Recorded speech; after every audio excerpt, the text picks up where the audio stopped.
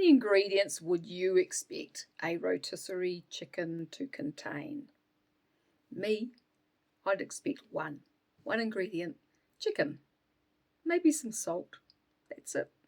But when you buy them from the supermarket, most of these chickens contain large numbers of ingredients. And the ones that I've just been looking at, one of them contains over 25 ingredients, including many synthetic chemical food additives that can cause or contribute to many, many health issues.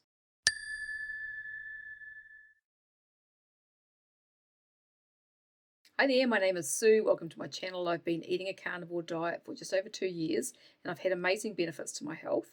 But one of the challenges with eating this way is socializing. And this has just come up this last weekend. I went to a friend's birthday and she had sent through a message because she knows that we're eating like this. And my friend is a very staunch vegetarian. So she sent through a message and said that she was going to be providing all the food and all the drinks for her friends and that we didn't need to bring anything. And she sent through the menu, which was all kind of vegetarian dishes and rotisserie chickens. Now, when I saw that, my heart sunk. I love my friend dearly. She is a beautiful soul and, you know, she wanted to feed us all. And, you know, one of the things when you say no to someone's food, it feels to them, I think, often like you're rejecting them when you're just rejecting their food. And so it kind of gets a little bit complicated. And so I know that some people will just eat it and suffer the consequences. But because my digestive system is so dicky, and because my digestive system was already upset because I've been experimenting with some new supplements, which I'll talk about in another video, my digestive system was actually really upset already. And I thought, I can't do these chickens. I know that they contain all sorts of other stuff. You know, they're marinated or you know, soaked and all sorts of horrible things. And so I didn't want to say that to her. So I kind of suggested that maybe I might just bring some meat and my cooker so that we could cook our own. But she said, oh no, I'm going to have plenty of chickens there. So I thought, okay. And I didn't say any more and I just kind of left it and really stressed about it basically for the whole week. And what I ended up doing was I cooked a leg of lamb, let it cool overnight, sliced it up, put it all into a container and took that with me. And when we got there and she was dishing the food up, I said to her, look, I've brought some cold lamb with me.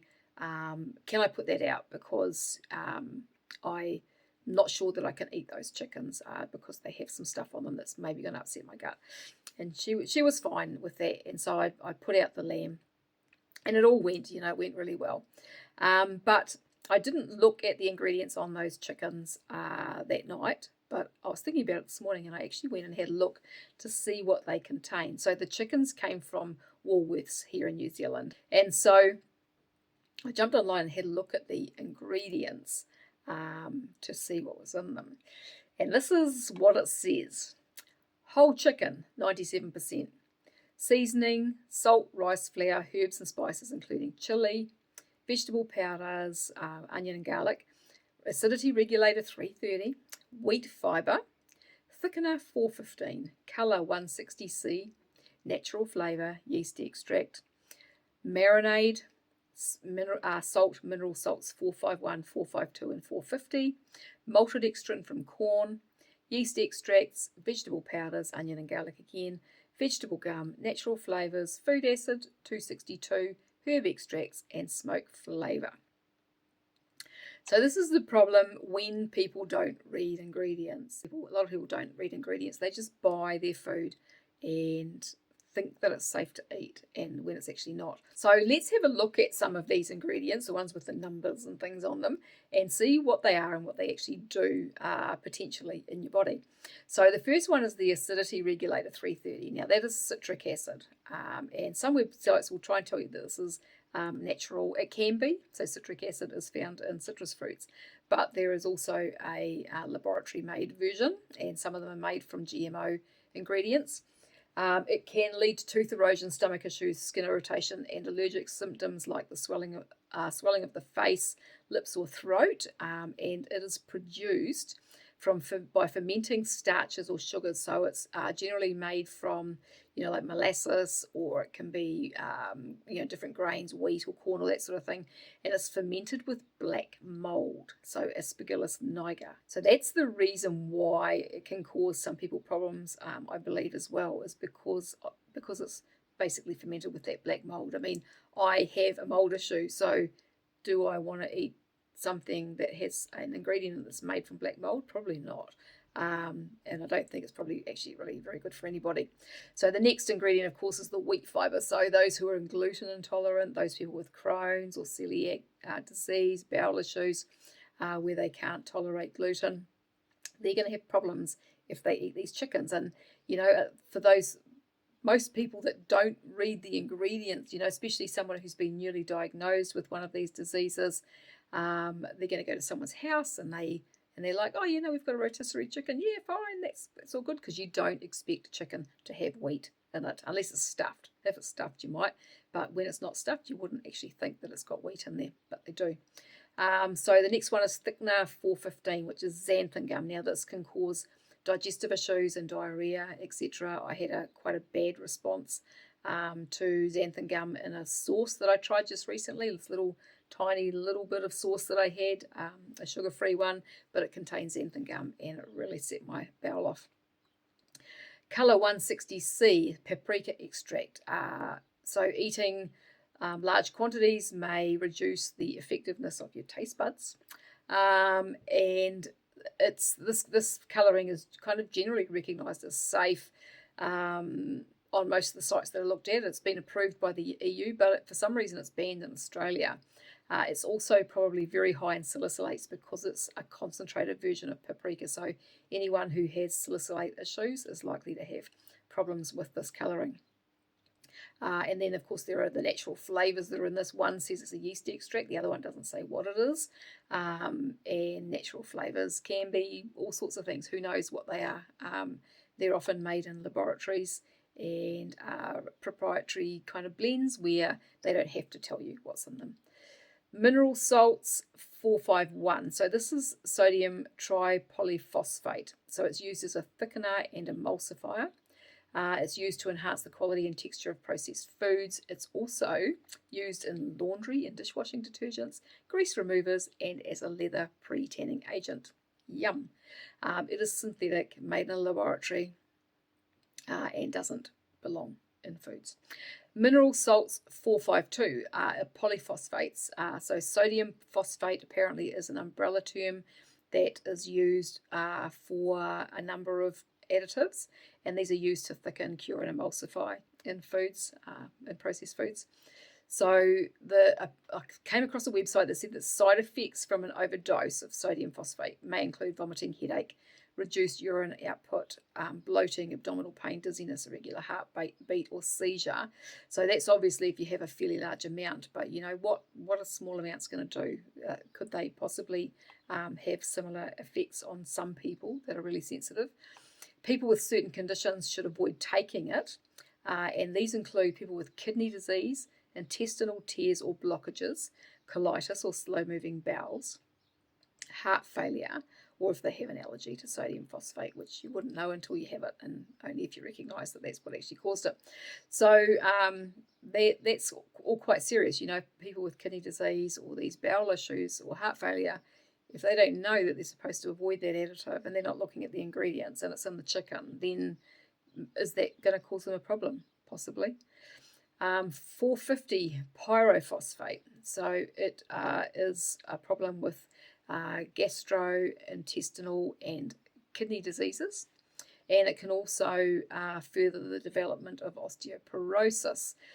So these three salts are all kind of phosphates, and I came across a website and they were talking about these ingredients, and phosphoric acid and phosphates, and it says that they increase the risk of bone weakness, so osteoporosis, as I just said, and heart disease.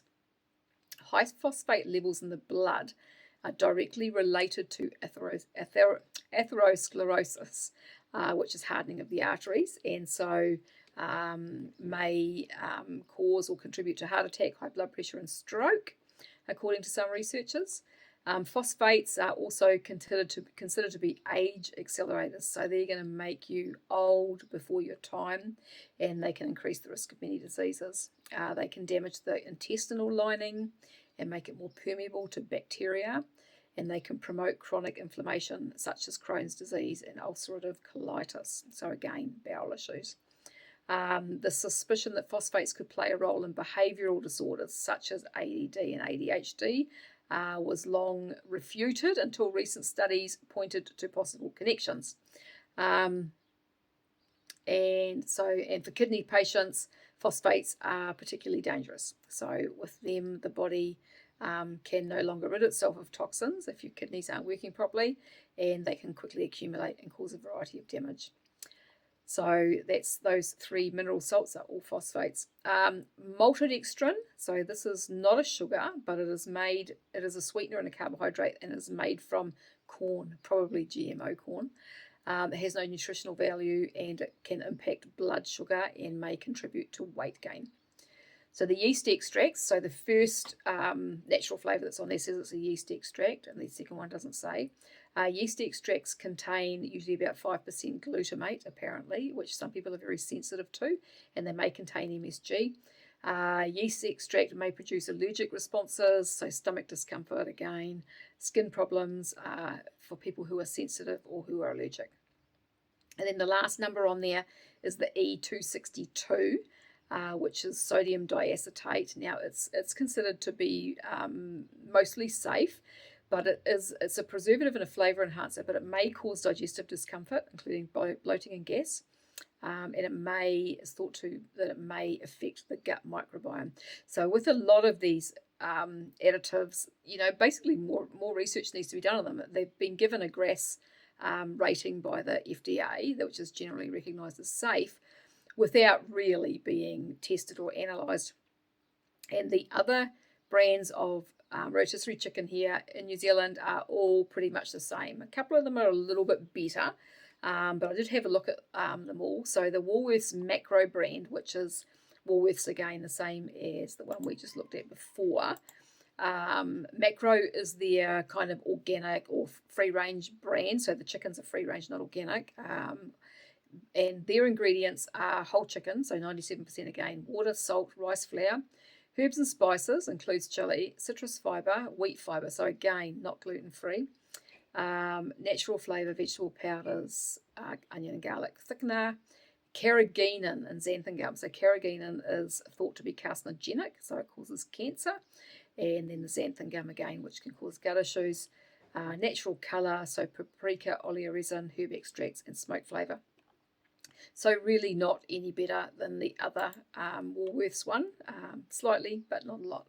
Now the next brand was the Pam's that I had a look at. So it has less ingredients than the Woolworths ones, but it does contain sugar. So it contains a lot of starches. So you'll see here it's got maize starch, tapioca starch, salt. It contains sugar, contains those 3 mineral salts again, those phosphates. And then it contains guar gum and xanthan gum and canola oil, water and flavour. So it was the only one that actually contained any vegetable oil that I could see. The next one, as you'll see, I couldn't really see all of the ingredients that may contain vegetable oil. So this is Waitoa free range. So Waitoa make their packaging look really clean and green. But a lot of their chickens, unless you buy the plain one, they've all got flavouring and all sorts of horrible ingredients in them. Now, when it comes to the cooked chickens, I cannot find an ingredient list or even a screenshot online. So I'm pretty sure they have a plain version. I couldn't find anything on that. I found a picture of the sage stuffed one, but it's quite blurry. But you can see in here that it contains sugar, it contains wheat, and it contains quite a few numbers and starches and that sort of thing. So quite a long list of ingredients, although a chunk of that is the stuffing. But once you get outside of the stuffing, there's a whole bunch of other kind of ingredients there as well. And it does contain rice bran oil. That's right, I did see that on there, so rice bran oil. And the Waitoa ones, the Ingham's free range. Now this was interesting. I don't like Ingham's as a company at all. We never eat their products. I think that they are revolting. But their chicken, their cooked chicken. So if you look at the marinated one that's got no stuffing in it, it has way less ingredients, and you kind of might think, oh, well, that might be not too bad an option, just depending on what you'll put into your body. But I found it interesting that the chicken is only 88%. So how come that's only 88%? The chicken is 97%. And yet, the ingredients here are water, salt, citrus fibre, natural flavours, onion and garlic powder, vegetable gums, which would be guar gum and xanthan gum, herb extracts, and smoke flavour. So how come it's 88%? And so that's 12% is supposedly made up with those other ingredients. I'm a little bit sus about that. As I said, I'm not a fan of Ingham's. And then the Tegel-free range, which you hardly see anywhere. I have seen them, but I don't know who sells them. They are basically the cleanest, and they are gluten-free. So you'll see the ingredients here: chicken, 97%, not 88%.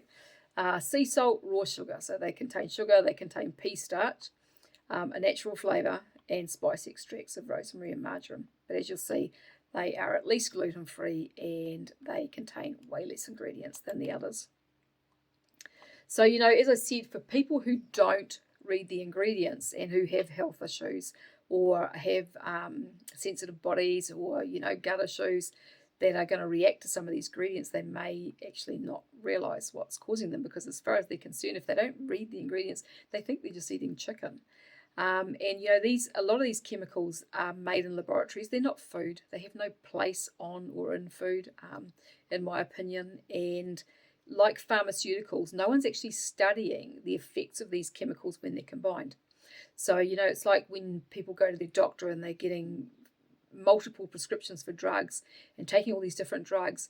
The drugs may be studied individually, but they're not being studied combined with other drugs in people's bodies. And so the effect of them combined is unknown. And it's the same with these food additives. You take like that Woolworths chicken with over 25 ingredients and quite a few synthetic ingredients and additives. When they're combined in someone's body, what effect are they having? What are they actually doing in there? And, that's likely to vary from one person to the next, depending on your microbiome, depending on your genetics and everything else, and your state of health. So it's actually really concerning. How many people are eating these and then having problems and not realizing? They could be having gut issues or headaches, or some kind of skin issue, or even a heart attack or a stroke, and just not realizing that these additives are contributing or causing these problems. And these additives are in no way needed in a rotisserie chicken. A chicken can be put on a rotisserie and cooked just on its own.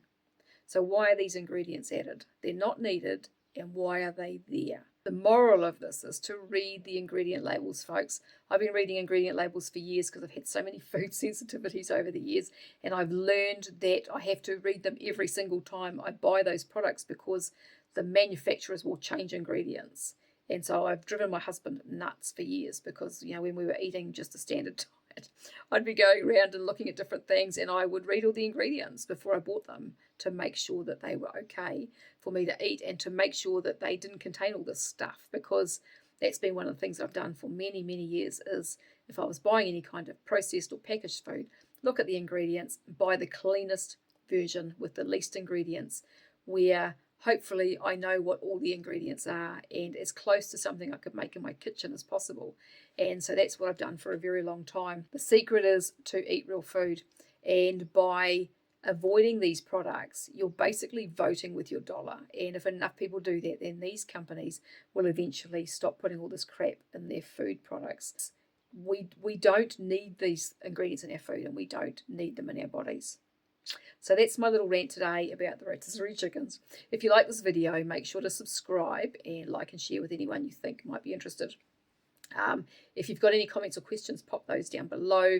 I thank you very much for watching today and listening to me, and I will talk to you again another day. Goodbye for now.